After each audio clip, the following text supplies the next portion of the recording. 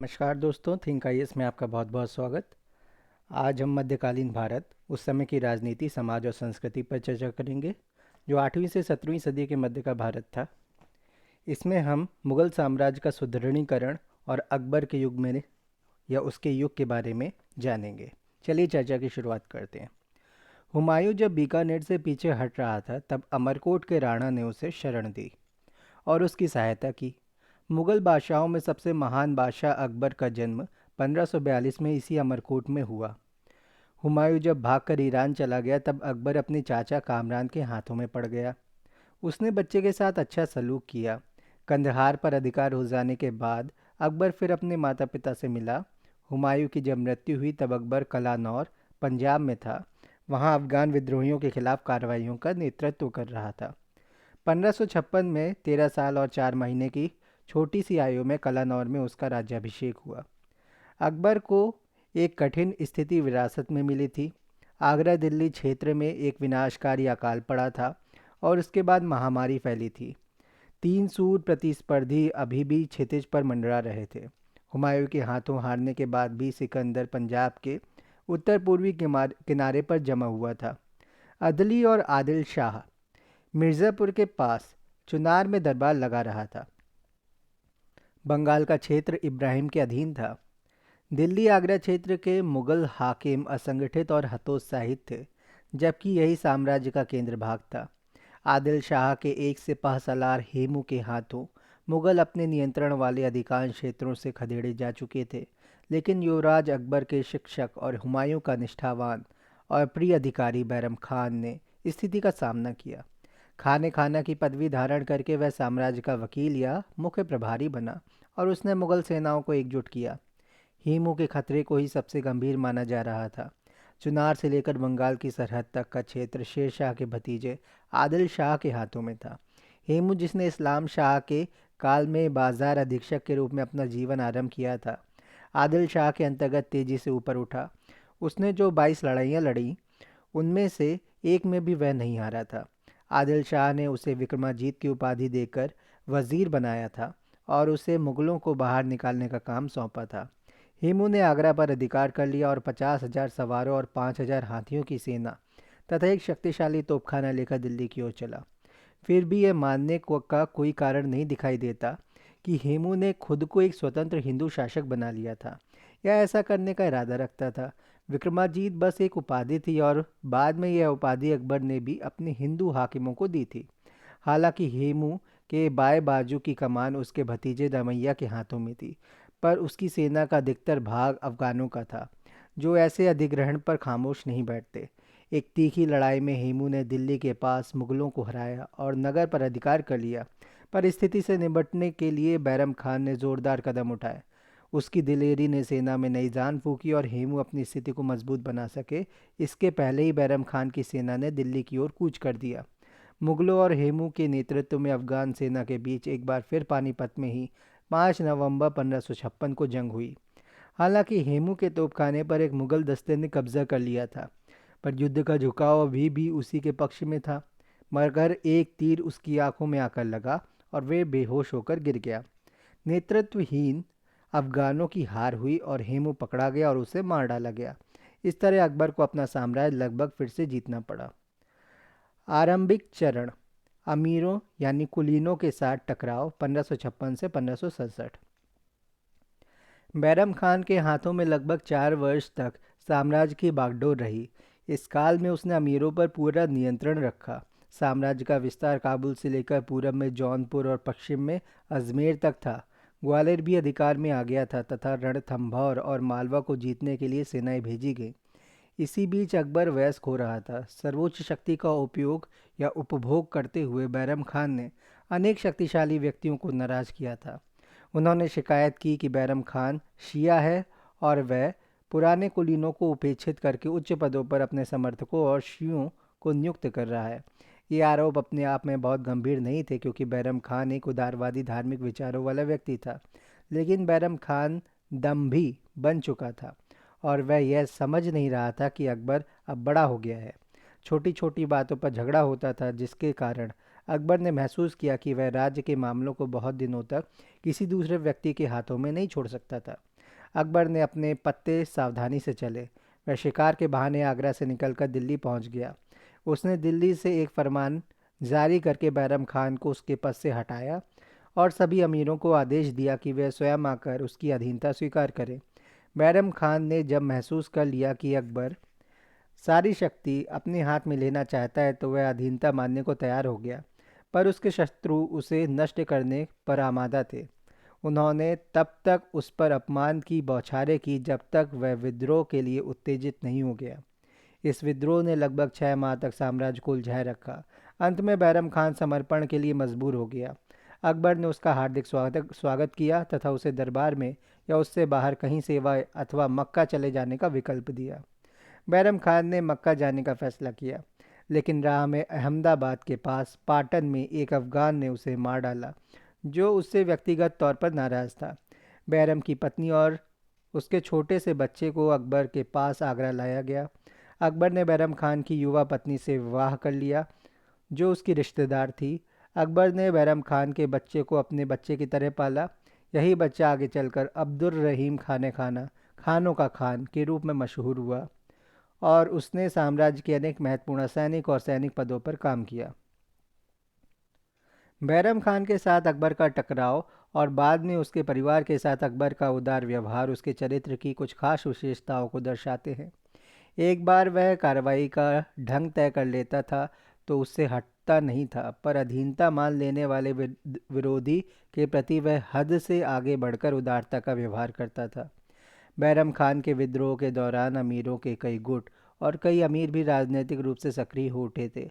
उनमें अकबर की धाय माहम अनगा और उसके संबंधी भी थे। हालांकि माहम प्रभावशाली थी और इतिहासकार अबुल फजल के अनुसार स्वयं को एक दमदार वकील मानती थी, पर फिर भी इसी काल को पेटीकोट सरकार अथवा स्त्रियों का शासनकाल नहीं कहा जा सकता, क्योंकि अकबर की इच्छाओं को अनदेखा नहीं किया जा सकता था। हालांकि माहम अनगा जल्द ही राजनीति से अलग हो गई और उसकी मृत्यु भी जल्द ही हो गई, पर उसका बेटा अधम खान एक बेसब्र नौजवान था और जब उसे एक मुहिम की कमान सौंपकर मालवा भेजा गया था तो वह स्वतंत्र व्यवहार करने लगा। कमान से हटाए जाने पर उसने वजीर के पद का दावा किया था और जब उसके दावे को स्वीकार नहीं किया गया तो उसने कार्यकारी वजीर को उसके दफ्तर में ही चाकू से मार डाला। अकबर आग बबूला हो उठा और उसे किले के छज्जे से फेंकवा दिया 1561 में, जिससे उसकी मृत्यु हो गई। लेकिन पूरी तरह अपनी सत्ता स्थापित करने में अकबर को अनेक वर्ष लग गए। अमीरों में उज़्बेक एक शक्तिशाली समूह थे। पूर्वी उत्तर प्रदेश, बिहार और मालवा में वे महत्वपूर्ण पदों पर आसीन थे। हालांकि उन्होंने इन क्षेत्रों में शक्तिशाली अफगान समूहों को झुकाकर साम्राज्य की अच्छी सेवा की थी, पर वे दंभी बन चुके थे और नौजवान शासक की आज्ञाओं का उल्लंघन कर रहे थे। 1561 और 1567 के बीच उन्होंने कई बार विद्रोह किया तथा अकबर को मैदान में उतरने के लिए मजबूर करते रहे। अकबर को हर बार उन्हें क्षमा करने पर राजी किया जाता रहा, लेकिन 1565 में जब उन्होंने फिर विद्रोह कर दिया तो इस बार अकबर ने प्रतिज्ञा कर ली कि वह जब तक कि वह उन्हें पूरी तरह मिटा नहीं देगा तब तक जौनपुर को ही अपनी राजधानी बनाए रखेगा। इस बीच मिर्ज़ाओं ने विद्रोह कर दिया जो तैमूरी थे और एक विवाह संबंध से अकबर से बंधे हुए थे। इसके कारण आज के उत्तर प्रदेश के पश्चिम में स्थित क्षेत्रों में अफरा तफरी फैल गई। इस वजह से क्या हुआ कि उत्तर प्रदेश के जो पश्चिम का हिस्सा है वहाँ पर स्थिति बिगड़ गई और अफरा तफरी फैल गई। इन विद्रोहों से हिम्मत पाकर अकबर के सौतेली भाई मिर्ज़ा हाकिम ने काबुल पर अधिकार कर लिया, पंजाब में घुस आया और लाहौर पर घेरा डाल दिया। उज़्बेक विद्रोहियों ने उसे औपचारिक रूप से अपना शासक घोषित कर दिया। दिल्ली पर हिमू के अधिकार के बाद यही अकबर के सामने आने वाला सबसे गंभीर संकट था। लेकिन अकबर के दृढ़ निश्चय ने और कुछ तो सौभाग्य ने उसे सफलता दिलाई। जौनपुर से उसने लाहौर की ओर कूच किया और मिर्ज़ा हाकिम को पीछे हटने पर मजबूर कर दिया।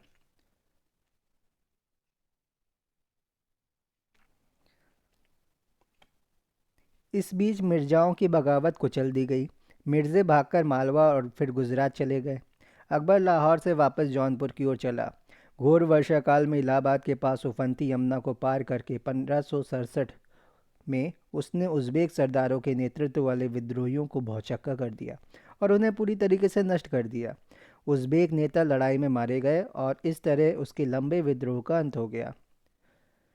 इससे सभी विद्रोही सरदार आतंकित हो गए और इनमें वे भी थे जो स्वतंत्रता का सपना देख रहे थे। अकबर अब साम्राज्य के प्रसार पर ध्यान देने के लिए स्वतंत्र था। साम्राज्य का आरंभिक प्रसार 1560 से 1576। बैरम खान की वकालत रीजेंसी के दौरान मुगल साम्राज्य का तेजी से प्रसार हुआ। अजमेर के अलावा उस क्षेत्र में एक और महत्वपूर्ण विजय मालवा की थी। उस समय मालवा पर बाज बहादुर नामक एक युवा शासक का राज्य था। उसकी उपलब्धियों में उसकी संगीत प्रवीणता और काव्य पटुता भी शामिल थे। बाज बहादुर और रूपमती की प्रेम कथाएं जगत प्रसिद्ध हैं। रूपमती अपने सौंदर्य के लिए तथा अपने संगीत और काव्य के लिए प्रसिद्ध थी। इस दौर में मांडू संगीत का सुप्रसिद्ध केंद्र बन चुका था, पर बाज बहादुर ने अपनी सेना की ओर अधिक ध्यान नहीं दिया। मालवा के खिलाफ मुहिम का नेतृत्व अकबर की धाय महम अनगा के बेटे अधम खान ने किया था। बाज बहादुर 1561 में बुरी तरीके से हारा और लूट का भरपूर माल मुगलों के हाथ लगा। रूपमती भी पकड़ी गई, लेकिन अधम खान के हरम में बलात ले जाए जाने की अपेक्षा उसने आत्महत्या करना पसंद किया। अधम खान और उसके उत्तराधिकारी भी निरर्थक क्रूरताओं के कारण मुगलों के खिलाफ मालवा में प्रतिक्रिया हुई, जिसके फलस्वरूप बाज बहादुर मालवा को दोबारा हासिल करने में सफल रहा। बैरम खान के विद्रोह से निपटने के बाद अकबर ने मालवा के खिलाफ एक और मुहिम भेजी। बाज बहादुर को भागना पड़ा और वह कुछ समय तक मेवाड़ के राणा की शरण में रहा। एक इलाके से दूसरे इलाके में कुछ दिन भटकने के बाद वह अंततः अकबर के दरबार में आया और एक मुगल मनसबदार बना। बाज बहादुर मुगल सेवा में ऊपर उठकर 2000 के मनसब तक पहुंचा। एक परंपरा के अनुसार उसे उज्जैन में एक तालाब के पास दफन किया गया, जहां उसकी प्रिय पत्नी रूपमती भी दफन की गई थी। मालवा का विस्तृत प्रदेश इस तरह मुगल शासन के अधीन हो गया। लगभग उसी समय मुगल सेना ने गढ़कटंगा राज्य को रौंद दिया। गढ़कटंगा के राज्य में नर्मदा की वादी तथा आधुनिक मध्य प्रदेश के उत्तरी भाग शामिल थे। गढ़कटंगा अमनदास नामक व्यक्ति के कब्जे में था, जो 16वीं सदी के पूर्वार्ध में गुजरा था। रायसेन को जीतने में अमनदास ने गुजरात के शासक बहादुर शाह की मदद की थी और उससे संग्राम शाह की उपाधि पाई थी। गढ़कटंगा के राज्य में अनेक गोंड और राजपूत रजवाड़े शामिल थे। यह गोंडों द्वारा स्थापित सबसे शक्तिशाली राज्य था।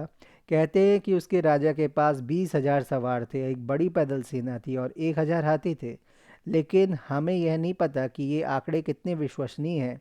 संग्राम शाह ने महोबा के मशहूर चंदेल राजा की एक बेटी से अपने एक बेटे का विवाह करके अपनी शक्ति को और मजबूत बना लिया।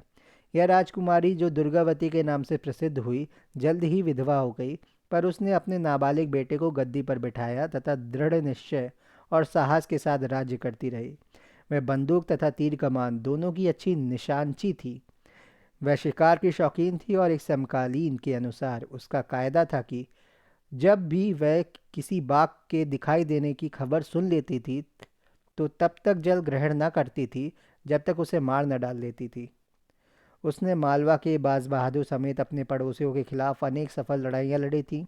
लगता है कि मालवा पर मुगलों की विजय के बाद भी ये सरहदी टकराव जारी रहे। इस बीच रानी की बेपनाह दौलत और सुंदरता की कहानियाँ सुनकर इलाहाबाद यानी प्रयागराज के मुगल सूबेदार आसफ खान की कामुकता जाग उठी।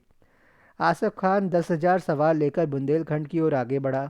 गढ़ के कुछ अर्ध स्वतंत्र शासकों ने इसे गोंडों के जुए को उतार फेंकने का एक सुविधाजनक अवसर जाना। इस तरह रानी के पास एक छोटी सी सेना ही रह गई। घायल होकर भी वह बहादुरी से लड़ी। लड़ाई को हारा हुआ और अपने को पकड़े जाने के खतरे में जानकर उसने स्वयं को खंजर से मार डाला। आसफ खान ने तब आधुनिक जबलपुर के पास रानी की राजधानी चौरागढ़ पर अधिकार कर लिया। अबुल फजल कहते हैं कि जेवरात, सोना चांदी और दूसरी वस्तुओं के रूप में इतना लूट का माल मिला कि उसके एक हिस्से का हिसाब लगाना भी असंभव है।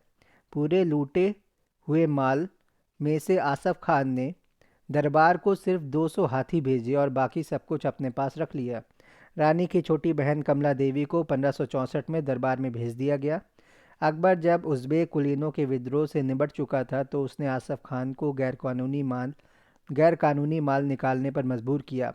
मालवा के राज्य को घेरने के लिए 10 किले अपने पास रखकर उसने संग्राम शाह के छोटे भाई चंद्र शाह को गढ़कटंगा का राज्य लौटा दिया। अगले 10 वर्षों में अकबर ने राजस्थान के अधिकांश हिस्सों पर अधिकार कर लिया तथा गुजरात और बंगाल को भी जीत लिया। चित्तौड़ पर आक्रमण राजपूत राज्यों के खिलाफ उसके अभियान का एक महत्वपूर्ण कदम था। यह अपराजय दुर्ग, जिसने अपने इतिहास में अनेक घेराबंदियों का सामना किया था, मध्य राजस्थान की कुंजी माना जाता था। आगरा से गुजरात का सबसे छोटा रास्ता उसी के नियंत्रण क्षेत्र से गुजरता था। सबसे बड़ी बात यह है कि वह राजपूतों की प्रतिरोध भावना का प्रतीक था। अकबर ने महसूस किया कि चित्तौड़ को जीते बिना वह दूसरे राजपूत राजाओं से अपनी राजधानी या अपनी अधिराजी नहीं मनवा सकता। तो अकबर ने क्या महसूस किया? उसने महसूस किया कि चित्तौड़ को जीते हुए या जीते बिना वह दूसरे राजपूत राजाओं से अपनी अधिराजी नहीं मनवा सकता। 6 माह की एक सख्त घेराबंदी के बाद 1568 में चित्तौड़ का पतन हुआ। अपने सरदारों की सलाह पर राणा उदय सिंह सुप्रसिद्ध योद्धाओं जयमल और पट्टा को किले का भार सौंपकर पहाड़ियों में जा चुका था। इर्द गिर्द के अनेक किसानों ने भी किले में शरण ली थी तथा वे रक्षकों की सक्रिय सहायता कर रहे थे। मुगलों ने जब किले में प्रवेश किया तो उन्होंने कत्लेआम मचा दिया, जिसमें किसान और अनेक राजपूत योद्धा मारे गए। उनकी संख्या 30,000 थी। यह पहला और अंतिम अवसर था जब अकबर ने ऐसी तबाही मचाई थी। राजपूत योद्धा यथासंभव प्रतिशोध लेकर ही मरे। सूरवीर जयमल और पट्टा के सम्मान में अकबर ने आगरा किले के मुख्य द्वार के बाहर हाथियों पर सवार इन दोनों वीरों की पाषाण मूर्तियां लगाने का आदेश दिया। चित्तौड़ के पतन के बाद रणथंभौर जीता गया, जिसे राजस्थान का सबसे मजबूत दुर्ग माना जाता था। जोधपुर पहले ही जीता जा चुका था। इन जीतों के फलस्वरूप अनेक राजपूत राजाओं ने अकबर की अधीनता मान ली, जिनमें बीकानेर और जैसलमेर के राजा भी शामिल थे। केवल मेवाड़ ने प्रतिरोध जारी रखा। बहादुर शाह की मृत्यु के बाद गुजरात की अवस्था दयनीय हो गई थी। उसकी मिट्टी की उर्वरता, उसका अत्यंत विकसित हल हस्तशिल्प और बाहरी दुनिया से आयात निर्यात के केंद्र के रूप में उसका महत्व, ये कुछ ऐसी बातें थी जिनके लिए गुजरात पर अधिकार के लिए संघर्ष का रास्ता अपनाना घाटे का सौदा नहीं था। हुमायूं कुछ समय तक गुजरात पर शासन कर चुका था और इस आधार पर अकबर ने गुजरात पर अपना दावा किया। एक अतिरिक्त कारण यह भी था कि दिल्ली के पास अपने विद्रोह की असफलता के बाद मिर्ज़ाओं ने गुजरात में शरण ली थी। ऐसा समृद्ध प्रदेश शक्ति का एक विद्रोही केंद्र बने, अकबर इसके लिए तैयार ना था। 1572 में अकबर अजमेर के रास्ते अहमदाबाद की ओर बढ़ा। अहमदाबाद ने बिना लड़े ही समर्पण कर दिया था। अकबर ने फिर मिर्ज़ाओं की ओर ध्यान दिया, जो भड़ौच, बड़ौदा और सूरत पर अधिकार जमाए बैठे थे। खम्बायत में अकबर ने पहली बार समुद्र देखा और एक नाव पर सवार होकर कुछ दूर तक भी गया। पुर्तगाली सौदागरों का एक दल भी आकर पहली बार उससे मिला। तब तक भारतीय समुद्रों पर पुर्तगालियों का वर्चस्व हो चुका था और वे गुजरात समेत भारत में अपना साम्राज्य बनाने के महत्वाकांक्षी थे। अकबर की गुजरात विजय ने उनके इन इरादों पर पानी फेर दिया। अकबर की सेना सूरत को जब घेरे हुए थी, तब स्वयं उसने 200 लोगों के एक छोटे से दल के साथ माही नदी पार करके मिर्ज़ाओं पर हमला बोल दिया। इस दल में कौन कौन था? इस दल में मानसिंह और आम्बेर के भगवान दास शामिल थे। कुछ समय के लिए अकबर का जीवन खतरे में पड़ गया, लेकिन उसके हमले की तेजी के कारण मिर्ज़ा मात खा गए। इससे गुजरात मुगल नियंत्रण में आ गया। लेकिन अकबर ने जैसे ही मुंह फेरा, पूरे गुजरात में विद्रोहों का सिलसिला शुरू हो गया। यह समाचार पाकर अकबर आगरा से बाहर निकला और ऊँटों, घोड़ों और गाड़ियों पर सिर्फ 9 दिनों में उसने राजस्थान को पार कर लिया। 11वें दिन वह अहमदाबाद पहुंच गया। इस यात्रा में, जिसमें सामान्यतः 6 सप्ताह लगते थे, केवल 3,000 सैनिक अकबर का साथ दे सके। इन्हीं के साथ उसने 1573 ईस्वी में दुश्मन की 20,000 की सेना को हराया। इसके बाद अकबर ने बंगाल की ओर रुख किया। बंगाल और बिहार पर अभी भी अफ़गानों का वर्चस्व था। उन्होंने उड़ीसा को भी रौंद कर उसके शासक को मार डाला था। लेकिन मुग़लों की नाराज़गी मोल न लेने के लिए अफ़गान शासक ने औपचारिक रूप से स्वयं को सुल्तान घोषित नहीं किया था और अकबर के नाम से खुतबा पढ़वाता था। अफ़गानों के आपसी झगड़ों और नए शासक दाऊद खान की स्वतंत्रता की घोषणा ने अकबर को मनचाहा बहाना दे दिया। वह अपने साथ नावों का एक बड़ा मजबूत बेड़ा लेकर आगे बढ़ा। समझा जाता था कि अफ़गान राजा के पास 40,000 उम्दा घोड़ों वाली सवारों और लगभग 1,50,000 पियादों, कई हजार बंदूकों और हाथियों के एक विशाल सेना के साथ जंगी नावों का एक मजबूत बेड़ा भी था। अकबर अगर सावधान ना होता तो अफ़गानों का कोई बेहतर नेता होता तो हो सकता था अकबर अगर सावधान ना होता और अफ़गानों का कोई बेहतर नेता होता तो हो सकता था कि हुमायूं और शेरशाह के टकराव का ही परिणाम फिर दोहराया जाता। अकबर ने पहले पटना पर अधिकार करके बिहार के मुग़ल संचार व्यवस्था को सुरक्षित बना लिया।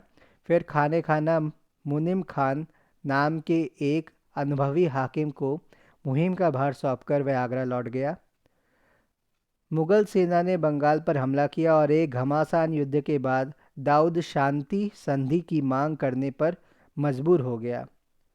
जल्द ही उसने फिर विद्रोह किया। हालांकि बंगाल और बिहार में मुग़लों की स्थिति अभी कमज़ोर थी, पर मुग़ल सेनाओं का संगठन और नेतृत्व बेहतर था। 1576 में बिहार में एक कड़ी जंग के बाद दाऊद खान हारा और मौके पर ही मार डाला गया।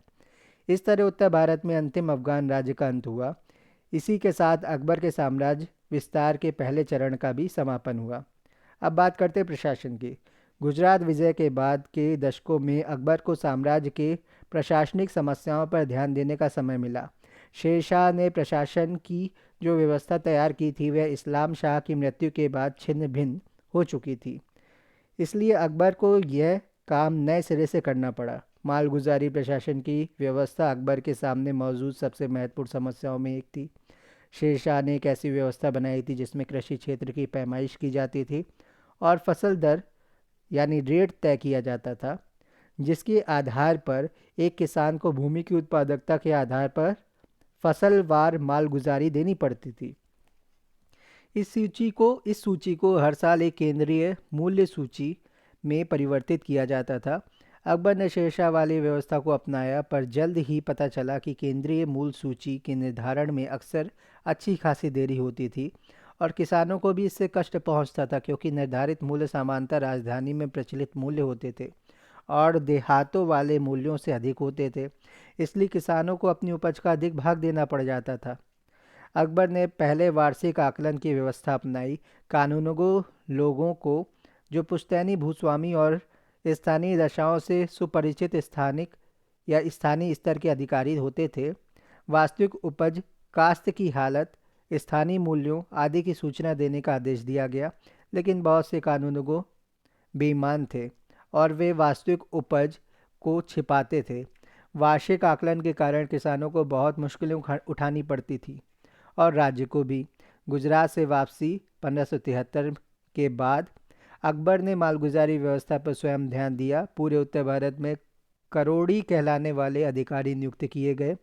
वे 1 करोड़ दाम यानी 2.5 लाख रुपए की वसूली के लिए जिम्मेदार बनाए गए और वे कानूनगो लोगों के आंकड़ों और तथ्यों की जांच भी करते थे। वास्तविक उपज, स्थानीय मूल्यों, उत्पादकता आदि के बारे में उनकी सूचनाओं के आधार पर अकबर ने दहसाला नामक एक नई व्यवस्था का गठन किया। इस व्यवस्था में पिछले 10 यानी 10 साल में विभिन्न फसलों के औसत उपज और उनके औसत मूल्यों का हिसाब लगाया गया। औसत उपज का 1/3 भाग राज्य का हिस्सा तय किया गया, लेकिन राज्य की मांग नकद के रूप में पेश की जाती थी। इससे पिछले 10 वर्षों के औसत मूल्यों की एक सूची के आधार पर उपज में राज्य के हिस्से को नकद में तब्दील करके किया गया, लेकिन औसत मूल्य के आधार पर राज्य के हिस्से को रुपए प्रति बीघा में व्यक्त किया गया। बाद में एक और सुधार किया गया। न सिर्फ स्थानीय मूल्यों का हिसाब रखा जाने लगा, बल्कि एक ऐसे उत्पादकता वाले परगने को मालगुजारी के अलग अलग हलकों में समूहबद्ध कर दिया गया। इस तरह किसानों से अब स्थानीय उत्पादकता और स्थानीय मूल्यों के आधार पर मालगुजारी देने की उपेक्षा या अपेक्षा की जाने लगी। इस व्यवस्था के अनेक लाभ थे। बांस के डंडों में लोहे के छल्ले लगाकर किसानों की बोई गई ज़मीन का क्षेत्रफल जैसे ही माप लिया जाता था, किसानों को और राज्य को पता चल जाता था कि देय मालगुजारी कितनी है। सूखा, बाढ़ आदि के कारण फसल बर्बाद होने पर किसान को मालगुजारी में रियायत दी जाती थी। पैमाइश की इस प्रणाली और उस पर आधारित आकलन को जब्ती प्रणाली कहते हैं। अकबर ने इस व्यवस्था को लाहौर से लेकर इलाहाबाद तक के क्षेत्र में तथा मालवा और गुजरात में लागू किया। दहसाला प्रणाली इस जब्ती प्रणाली का और भी सुधरा रूप था। अकबर ने आकलन की दूसरी अनेक विधियों को भी अपनाया। सबसे आम और संभवतः सबसे पुरानी व्यवस्था को बटाई या गल्ला बख्शी कहते थे। इस व्यवस्था में फसल को किसान और राज्य के बीच एक निश्चित अनुपात में बांटा जाता था। फसल का बंटवारा भूसी अलग करने के बाद या काटकर गट्ठर बनाए जाने के बाद तथा उसके खेत में खड़ी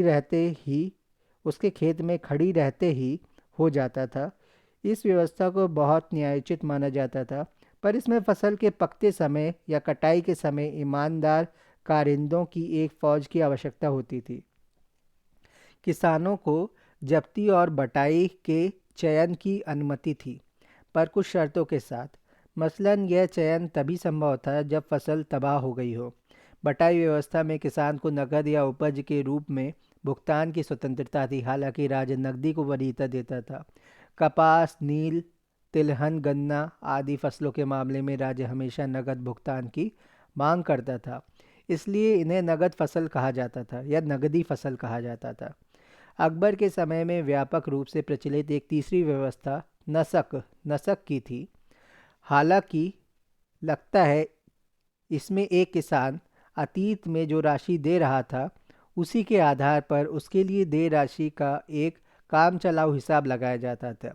इसलिए कुछ आधुनिक इतिहासकारों का विचार है कि यह आकलन की एक भिन्न विधि न होकर किसान के पिछले देय राशि की गणना करने की एक व्यवस्था मात्र थी। दूसरों का मत है कि यह किसानों के निरीक्षण और पिछले अनुभव दोनों के आधार पर काम चलाऊ हिसाब लगाने तथा उस आधार पर पूरे गांव की मालगुजारी तय करने की व्यवस्था थी। इसे कनकूद अर्थात आकलन भी कहा जाता है। कुछ क्षेत्रों में आकलन की अन्य स्थानीय विधियां भी जारी रहीं। उदाहरण के लिए कश्मीर में पैदावार का अनुमान गधों पर लदाई के आधार पर किया जाता था। मालगुजारी तय करते समय कृषि की निरंतरता का ध्यान रखा जाता था। लगभग हर साल जुताई की जाने वाली ज़मीन को पोलज कहते थे। जब इस पर खेती नहीं होती थी तो यह पड़ती कहलाती थी। पड़ती ज़मीन पर जब खेती होती थी तो पूरी पोलज वाली मालगुजारी देनी होती थी या देनी पड़ती थी। 2 या 3 साल से पड़ती पड़ी ज़मीन चाचड़ तथा उससे अधिक समय वाली ज़मीन बंजर कहलाती थी। उनका आकलन रियायती दरों पर किया जाता था तथा मालगुजारी की मांग धीरे धीरे बढ़ती जाती थी, जब तक कि 5वें और 8वें वर्ष में वह पोलज वाली पूरी दर न पहुंच जाए। इस तरह अछूती और बिना जुताई वाली बंजर ज़मीन को जुताई में लाने में राज्य सहायता देता था। ज़मीनों को आगे अच्छी, मझोली और खराब में बांटा गया था। औसत उपज का 1/3 भाग राज्य की मांग होता था, पर ज़मीन की उत्पादकता के हिसाब से यह कम या ज़्यादा हो सकता था। इस प्रकार राजस्थान के रेतीले स्थलों पर या सिंध में मालगुजारी 1/4 होती थी। कश्मीर के केसर वाले क्षेत्र में पैदावार की आधी की मांग थी।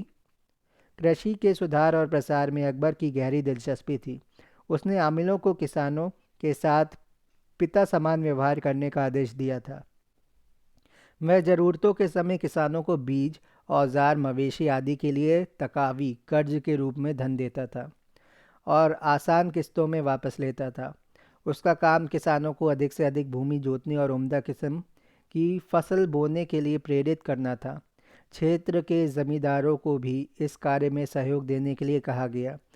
ज़मींदारों को फसल में एक हिस्सा पाने का पुश्तैनी अधिकार था। किसानों को भी अपनी ज़मीन जोतने बोने का पुश्तैनी अधिकार था और जब तक वे मालगुजारी देते रहते तब तक उन्हें ज़मीन से बेदखल नहीं किया जा सकता था। दहसाला कोई 10 वर्षीय बंदोबस्त नहीं था, ना ही यह एक स्थायी बंदोबस्त था। राज्य को इसमें संशोधन करने का अधिकार था, लेकिन कुछ परिवर्तनों के साथ अकबर का बंदोबस्त 17वीं सदी के अंत तक मुगल साम्राज्य की मालगुजारी व्यवस्था का आधार बना रहा। जब्ती व्यवस्था को राजा टोडरमल से जोड़ा जाता है और कभी कभी इसे टोडरमल या टोडरमल का बंदोबस्त भी कहते हैं। टोडरमल एक प्रभावशाली या प्रतिभाशाली राजस्व प्रशासक था जो पहले शेरशाह की सेवा में था, किंतु वह उन प्रतिभाशाली राजस्व अधिकारियों के दल में मात्र एक था जो अकबर के काल में सामने आए। दहसाला व्यवस्था इन सभी लोगों के मिले जुले परिश्रम का परिणाम थी।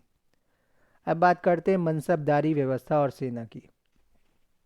एक शक्तिशाली सेना के बिना अकबर न अपने साम्राज्य का विस्तार कर सकता था और न उस पर नियंत्रण रख सकता था। इस उद्देश्य के कारण उसके लिए अपने अमीर वर्ग को और अपनी सेना को भी संगठित करना आवश्यक था। अकबर ने ये दोनों उद्देश्य मनसबदारी व्यवस्था के सहारे पूरे किए। इस व्यवस्था में हर अधिकारी को एक मनसब श्रेणी दिया जाता था। सबसे कम मनसब 10 का और सबसे अधिक मनसब 5,000 का था। शाही परिवार के शहजादे इससे अधिक का मनसब पाते थे। अकबर या अकबरी दौर के अंतिम भाग में सबसे ऊंचे मनसब को 5,000 से बढ़ाकर 7,000 कर दिया गया और साम्राज्य के दो प्रमुख कुलीनों अर्थात मिर्ज़ा अजीज़ कोका और राजा मान सिंह को 7,000 के मनसब दिए गए थे। बुनियादी तौर पर यह अधिकतम सीमा औरंगज़ेब के काल के अंत तक जारी रही। अकबर के काल में मनसब व्यवस्था का क्रमिक विकास हुआ। आरंभ में केवल एक सवार मनसब होता था। 40वें साल 1594 से 95 में मनसबों को दो भागों में बांट दिया गया और वो दो भाग थे जात और सवार। तो जात और सवार में 40वें साल में 1594 से 95 में मनसबों को दो भागों में बांट दिया गया। जात शब्द का अर्थ है व्यक्तिगत। इसमें एक व्यक्ति के निजी पद का और उसे देय वेतन का निश्चय किया जाता था। सवार से संकेत मिलता था कि एक व्यक्ति को कितने घुड़सवार रखने हैं। जिस व्यक्ति से उतने ही सवार रखने की आशा की जाती थी जितना उसका जात का मनसब था, तो उसे उस मनसब की पहली श्रेणी में रखा जाता था। अगर वह उससे आधे या आधे से अधिक सवार रखता तो दूसरी श्रेणी में आता था, और अगर आधे से कम सवार रखता तो उसे तीसरी श्रेणी में रखा जाता था। इस तरह हर मनसब में 3 श्रेणियां होती थी।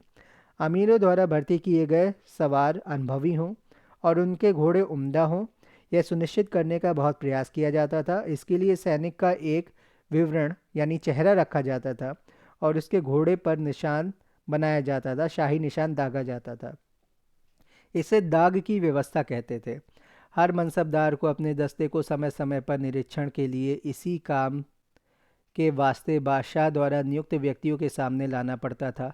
घोड़ों का सावधानी से निरीक्षण किया जाता था और सिर्फ अरबी या इराकी नस्ल के उम्दा घोड़े को रखा जाता था। आदर्श रूप में एक मनसबदार को हर 10 सवारों के पीछे 20 घोड़े रखने पड़ते थे। यह इसलिए ज़रूरी था क्योंकि मुहिम के दौरान घोड़ों को आराम देना पड़ता था तथा युद्ध के समय घोड़ा घायल हो सकता था। केवल एक घोड़े वाले सवार को सिर्फ आधा सवार माना जाता था।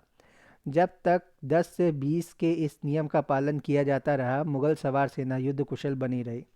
इस बात का प्रबंध किया गया कि कुलीनों के दस्ते मिश्रित हो, अर्थात मुगल, पठान, हिंदुस्तानी और राजपूत सभी समूह से भर्ती किए जाएं।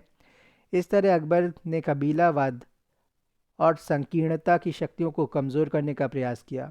मुगल या राजपूत कुलीनों को केवल मुगलों या राजपूतों के दस्ते बनाए रखने की अनुमति थी, लेकिन कालांतर में मिश्रित दस्ता ही सामान्य नियम बन गया। दस्तों में सवारों के अलावा तीरंदाजों, खंदक खोदने और सुरंग बिछाने वालों को भी भर्ती किया जाता था। बंदूकची पैदल सेना के महत्वपूर्ण अंग थे, और जब बंदूकों का महत्व बढ़ा तो बंदूकचियों का अनुपात भी बढ़ा। वेतन अलग अलग थे, पर एक सवार का औसत वेतन 20 रुपये प्रति माह था। ईरानियों और तुरानियों को राजपूतों और हिंदुस्तानियों भारतीय मुसलमानों से अधिक वेतन दिया जाता था। हिंदुस्तानियों का मतलब भारतीय मुसलमान है। एक पैदल सैनिक लगभग 3 रुपये प्रति माह पाता था। सैनिकों को देय वेतन एक मनसबदार के निजी वेतन में जोड़ दिया जाता था, जिसकी अदायगी के लिए उसे एक जागीर दी जाती थी। कभी कभी मनसबदारों को नकद वेतन भी दिया जाता था। यह कथन सही नहीं है कि अकबर जागीर व्यवस्था को पसंद नहीं करता था और चाहकर भी उसे समाप्त न कर सका, क्योंकि उसकी जड़ें बहुत गहरी थीं। जागीर से जागीरदार को कोई पुश्तैनी अधिकार नहीं मिलता था, न उस क्षेत्र में मौजूद किसी अधिकार पर आँच आती थी। इसका मतलब यह था कि राज्य को देय मालगुजारी उस जागीरदार को अदा की जाए। मुगलों के अधीन विकसित मनसबदारी व्यवस्था एक विशिष्ट और अनोखी व्यवस्था थी, जिसका भारत से बाहर कोई सटीक समानांतर उदाहरण नहीं मिलता है। मनसबदारी व्यवस्था के जन्म को संभवतः चंगेज़ खान से जोड़ा जाता रहा और जोड़ा जा सकता है, जिसने अपनी सेना को दशमलव आधार पर संगठित किया था। इसमें कमान की सबसे कम इकाई 10 थी और सबसे बड़ी इकाई 10,000 यानी तुमान की थी, जिसका कमानदार खान कहलाता था। इस मंगोल व्यवस्था ने एक सीमा तक दिल्ली सल्तनत की सैन्य व्यवस्था को भी प्रभावित किया था, क्योंकि हमें 100 के कमानदारों यानी सदी और 1000 के कमानदारों यानी हज़ारा की बात भी सुनने को मिलती है। सूर शासन में हमें ऐसे कुलीन दिखाई देते हैं जो 20,000 या 10,000 या 5,000 सवारों के कमानदार बनाए गए थे, पर बाबर और हुमायूं के दौर में मौजूद सवारों की संख्या का हमें ठीक ठीक ज्ञान नहीं है। 500 जात से नीचे के पैदल वालों 500 जात से नीचे के पद वालों को मनसबदार, 500 से लेकर 2500 तक वालों को अमीर तथा 2500 या उससे अधिक वालों को अमीर उम्दा या उम्दा ए आज़म कहा जाता था। लेकिन कभी कभी तीनों ही श्रेणियों के लिए मनसबदार शब्द का प्रयोग हुआ है।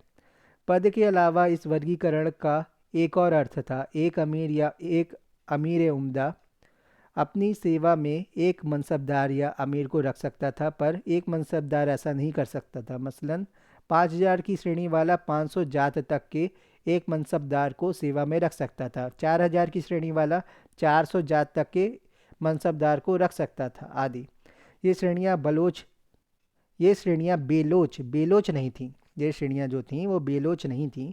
व्यक्तियों को समानता कम मनसब देकर उनकी योग्यता और बादशाह की कृपा दृष्टि के आधार पर धीरे धीरे तरक्की दी जाती थी। दंड स्वरूप किसी व्यक्ति का मनसब घटाया भी जा सकता था। इस तरह सैनिकों और असैनिकों के लिए एक ही सेवा थी। लोग सोपान के निचले स्तर से सेवा आरंभ करते थे तथा अमीर या अमीर उम्दा की स्थिति तक उठने की आशा कर सकते थे। इस सीमा तक सरकारी सेवा में तरक्की का रास्ता खुला हुआ था। मनसबदार को अपने वेतन में से अपने निजी खर्च पूरे करने के अलावा निर्धारित संख्या में घोड़े, हाथी, बोझ ढोने वाले ऊँट और खच्चर और गाड़ियाँ रखनी पड़ती थीं।